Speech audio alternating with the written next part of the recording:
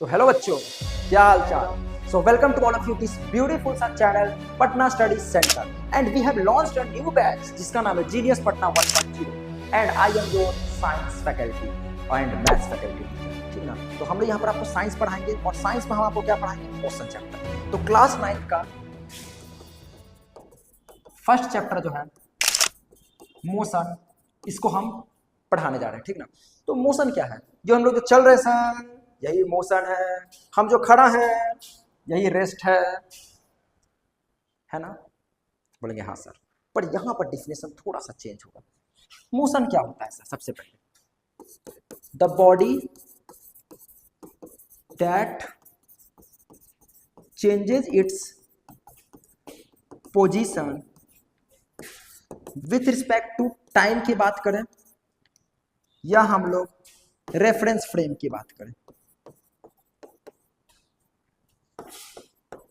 Frame की बात करें। यहां पर हम जान रहे हैं आप लोग के लिए एक नया वर्ड आया है, वो रेफरेंस फ्रेम क्या है समझाते हैं। ठीक है, तो मोशन तो समझ गए सर कि बॉडी जो अपना पोजीशन को बदलता है। यहां ध्यान दो, तुम्हारे जो गुरुदेव है ये सर जीपी सर, वो अपना पोजीशन को बदल रहे हैं। हाँ सर, बदल रहे हैं। किसके रिस्पेक्ट में बदल रहे हैं sir? With respect to time. Time के रिस्पेक्ट में बदल रहा है, टाइम के रिस्पेक्ट में बदला रहा है ना। बोले हाँ, टाइम बीत रहा है सर। देखो टाइम 43 है, यहाँ टाइम बीत रहा है। हाँ बीतेगा टाइम, तुम देखना टाइम बीत जाएगा, हम मोशन में रहेंगे। हाँ तुम देखते रहना बस, ठीक ना। 44 हो जाएगा, हम मोशन में रहेंगे बस।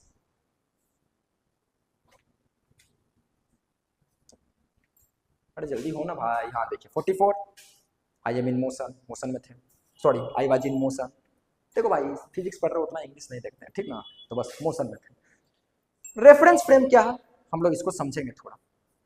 तो मोशन तो हम लोग यहाँ देखें, एक रेस्ट वर्ड होता है सर। रेस्ट क्या होता है सर? वही द बॉडी डैट, बस यहीं पर ऐड होगा सर। डैट डज नॉट, नहीं बदल रहा है, चेंज इट्स पोजीशन, अपना पोजीशन को नहीं बदल रहा है टाइम के रिस्पेक्ट में। ठीक ना, जैसे ये जो मेरा कैमरा है, टाइम बीत रहा है, उसका पोजीशन थोड़ी बदला रहा है, वो तो वही का वही है। ठीक है, तो ये कैमरा मेरा रेस्ट में हो गया, ये हम ही है। टाइम मानिए अगर चेंज होगा, हम ऐसे वैसे खड़ा खड़ा है, तो ये रेस्ट होगा। समझे, इसी को हम लोग रेस्ट बोलते हैं। तो यहाँ पर हम लोग एक नया वर्ड देखे, पहले रेफरेंस फ्रेम, इसको पहले हम लोग समझ लेते हैं ढंग से।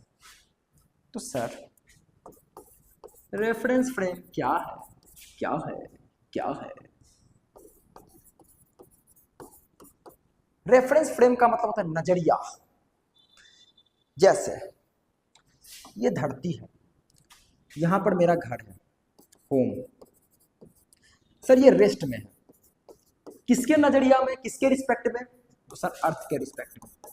लेकिन अगर ये सन के रिस्पेक्ट में अगर हम बात करें, तो इसके रिस्पेक्ट में अर्थ जो है रोटेट कर रहा है, घूम रहा है, रोटेट कर रहा है कि रिवॉल्व कर रहा है? पहले बताओ।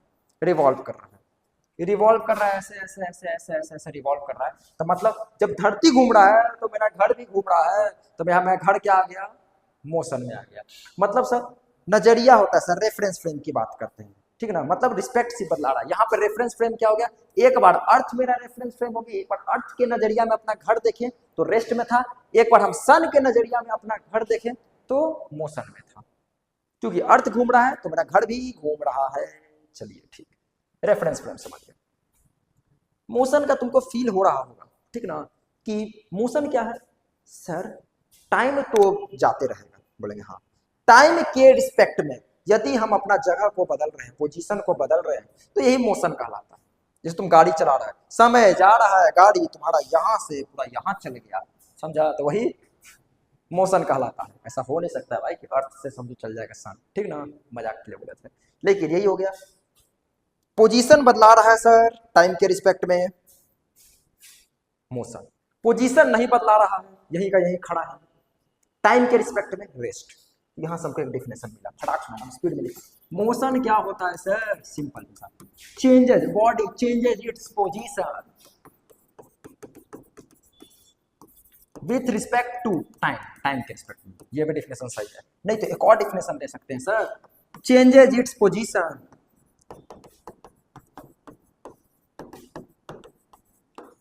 With respect to reference frame. Reference frame मतलब नजरिया के रिस्पेक्ट में, जो आपको हम समझा चुके हैं, उसी को हम लोग मोशन बोलते हैं। रेस्ट पे आते हैं सर। रेस्ट क्या होता है? Doesn't change its position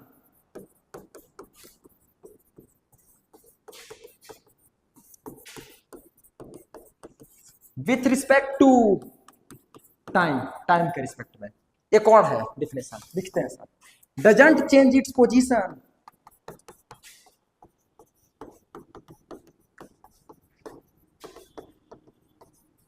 with respect to क्या, रेफरेंस फ्रेम।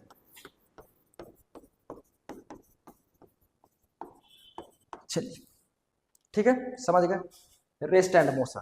लेकिन आप देखे होंगे यहां पर कि हमने नजरिया बदला तो बॉडी जो था, जैसे मेरा बॉडी यहां बात छोड़िए, हम अपना घर का बात करते हैं, जब हमने नजरिया बदला, एक बार अर्थ रखा तो मेरा घर रेस्ट में था, फिर मैंने अचानक सन किया तो अर्थ घूम रहा था तो मेरा घर भी घूम रहा था। बोलेंगे हाँ। नजरिया बदलते ही मोशन रेस्ट में आ गया, रेस्ट मोशन में आ गया। बोलेंगे हाँ। तो इससे हमको एक नोट करके एक बात हमें पता चल गया कि मोशन और रेस्ट जो है ये दोनों में एक रिलेशन है। So motion and rest are called relative term. तो सर मोशन लिख लीजिएगा इसमें, motion and rest are called relative term. इसको हम लोग रिलेटिव टर्म बोलते हैं। क्यों बोलते हैं, आंसर लिखिएगा।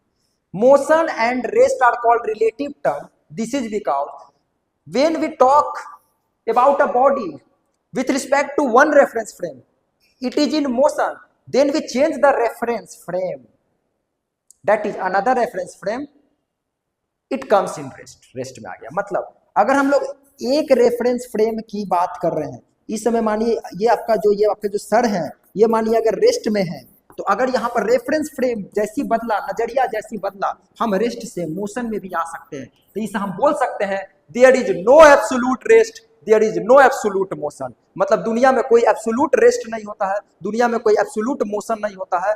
मोशन रेस्ट में हो भी सकता, मतलब मोशन रेस्ट में जा सकता है, रेस्ट से मोशन में आ सकता है, बस वो नजरिया बदलना है। जाना आने की बात ही नहीं, वो बॉडी जैसे हम ही है। तुमको लग रहा होगा कि अरे भाई ये तो मोशन में है, मोशन में है, लेकिन जरूरी नहीं कि हम मोशन में हैं। अगर इस टी शर्ट के रिस्पेक्ट में बात करें तो हम रेस्ट में है, चश्मा के रिस्पेक्ट में बात करें तो रेस्ट में है। हम यहाँ से आ भी गए, चश्मा यहीं कहीं रह गया, रेस्ट में है। यहाँ से यहाँ चल गए, मेरा टी शर्ट यहीं कहीं, हम रेस्ट में है। बोलेंगे ठीक है, समझ गए। तो motion and rest are called relative term. अब हम लोग दूसरा टॉपिक आ रहा है जिसको हम लोग बोलते हैं फिजिकल क्वांटिटी। फिजिकल क्वांटिटी क्या होता है, the quantity that can be measured, जिसको मेजर्ड किया जा सकता है उसी को हम लोग फिजिकल क्वांटिटी बोलते हैं। मतलब द क्वांटिटी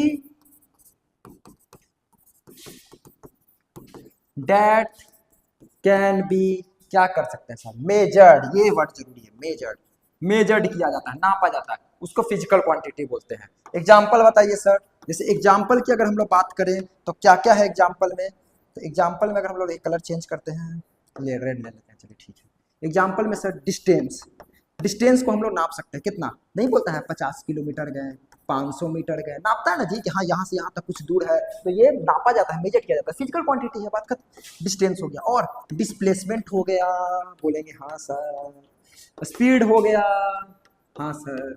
वेलोसिटी हो गया, हाँ सर ये पढ़ना है। एक्सेलरेशन हो गया, हाँ सर। रिटार्डेशन हो गया, हाँ सर, एटसेट्रा, और बहुत सारा है, सब पढ़ना है, ठीक है ना। चलिए तो हम लोग अब आते हैं, यहाँ तक हम लोग देख लिए थे, ठीक है। इसके आगे जो आपका वीडियो आएगा उसमें हम आपको पढ़ाएंगे डिस्टेंस क्या है,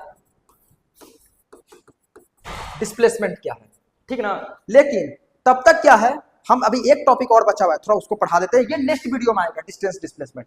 इससे एक टॉपिक क्या है कि अगर इसको समझने के लिए पहले हम लोग को समझना पड़ेगा कि स्केलर क्या होता है और वेक्टर क्या होता है। तो बोलोगे सर ये स्केलर वेक्टर क्या है, ये फिजिकल क्वांटिटी का ही एक टाइप है। जो फिजिकल क्वांटिटी पढ़ा है उसका दो टाइप होता है, एक होता है स्केलर, एक होता है वेक्टर। स्केलर क्या होता है सर, जिसके पास सिर्फ मैग्नीट्यूड है, मैग्नीट्यूड मतलब सिर्फ इसके पास कुछ नंबर होगा, जैसे 2 4 10 15 20 50 100, ये नंबर 2 4,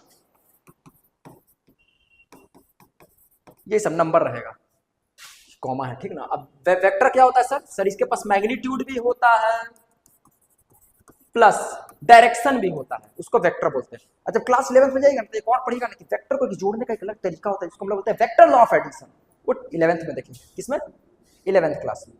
इसका एग्जाम्पल हम लोग देखते हैं स्पीड का, डिस्टेंस, भाई बच्चा में जो आपने पढ़ा था स्पीड डिस्टेंस टाइम, तो ये हो गया, इसको लिख देते हैं सर स्पीड डिस्टेंस टाइम, ये स्केलर है।